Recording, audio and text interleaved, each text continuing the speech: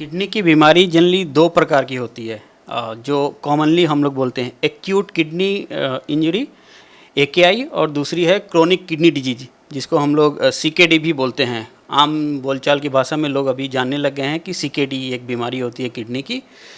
तो ये दोनों में अंतर करना ज़रूरी है। एक्यूट मतलब कि रिसेंटली कुछ किडनी में ऐसा डैमेज हुआ हो, तो जनरली एक्यूट किडनी इंजरी होती है वो कुछ डायलिसिस के बाद या बिना डायलिसिस के कुछ हम लोग दवाइयों से या कुछ प्रिकॉशन लेके उनको ठीक किया जा सकता है। वो एक्यूट है जो कुछ दिनों में ठीक हो जाएंगी। क्रोनिक किडनी डिजीज जनरली क्या होता है कि बहुत लंबे समय से 3 महीने से ज़्यादा या वर्षों से आपकी किडनी में कुछ प्रॉब्लम है, जो होते होते ऐसे स्टेज पे पहुंच गया जो कि इरिवर्सिबल डैमेज बोलते हैं, जो ठीक नहीं हो सकता है, तब हम लोग उसको क्रोनिक किडनी डिजीज़ बोलते हैं। तो क्रोनिक किडनी डिजीज़ होने के कारण बहुत कॉमनली अभी मोस्ट कॉमन कॉज तो डायबिटीज़ है।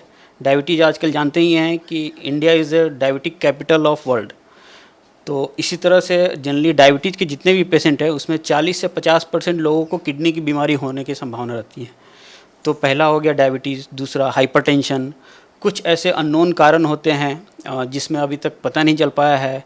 बाकी कुछ बहुत सारी दवाइयाँ होती हैं जो नेफ्रोटॉक्सिक मतलब किडनी को ख़राब करने वाली दवाइयाँ होती हैं, जिनको बिना किसी डॉक्टर के प्रिस्क्रिप्शन के नहीं लेना चाहिए। उसके बाद कुछ आनुवांशिक बीमारी होती हैं, जैसे पॉलीसिस्टिक किडनी एक डिजीज़ हो गया, और भी बहुत सारी हैं, उसके कारण भी किडनी ख़राब हो जाती है। ठीक है, इस तरह से करते करते बहुत सारी कॉमन कॉजेज़ हैं, कारण जिसके कारण किडनी ख़राब हो सकती है। तो ये सब क्रोनिक किडनी डिजीज़ के कारण हो सकती हैं। अब अगला सवाल डॉक्टर साहब मैं ये करना चाहूँगी, जैसा कि आपने बता दिया कि डायबिटीज़ सबसे कॉमन कारण है और भी बहुत सारी दवाइयों की वजह से भी किडनी की ये बीमारी हो सकती है। तो ये जो क्रोनिक किडनी डिसीज़ यानी कि CKD है, ये कितना घातक साबित हो सकता है? CKD के अलग अलग स्टेजेज हैं, 1, 2, 3, 4, 5। 1 जो इनिशियल स्टेज में है और 5 है जो लास्ट स्टेज बोला जाता है, जिसको हम लोग एंड स्टेज किडनी डिजीज़ बोलते हैं।